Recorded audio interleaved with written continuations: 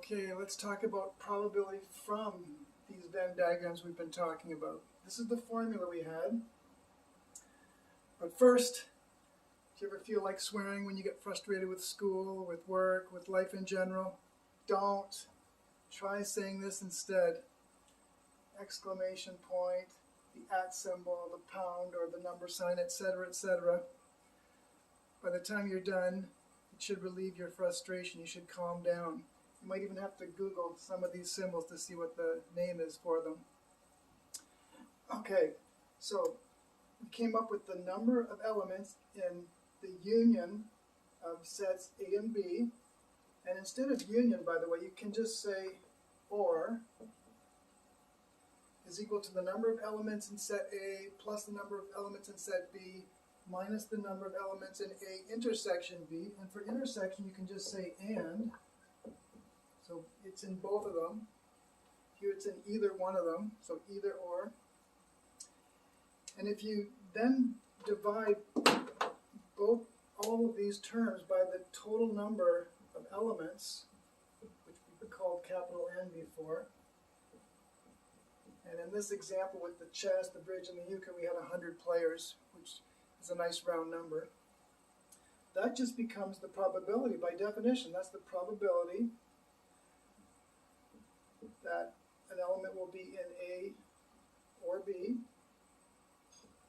That's the probability that it'll be in A. That's the probability that it'll be in B. And that's minus the probability that it'll be in A and B. So for example, when we had in the last video chess and bridge, I'll just replace the A's with B's, or C's rather.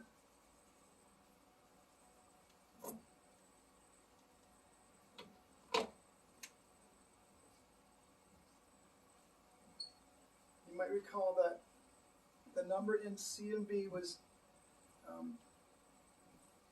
80. The number in chess was 60. The number in bridge was 40. And the number in both chess and bridge was 20. So sure enough, that equation is correct. We talked about that. So for practice, I want you to calculate the number in E union B, and then the probability,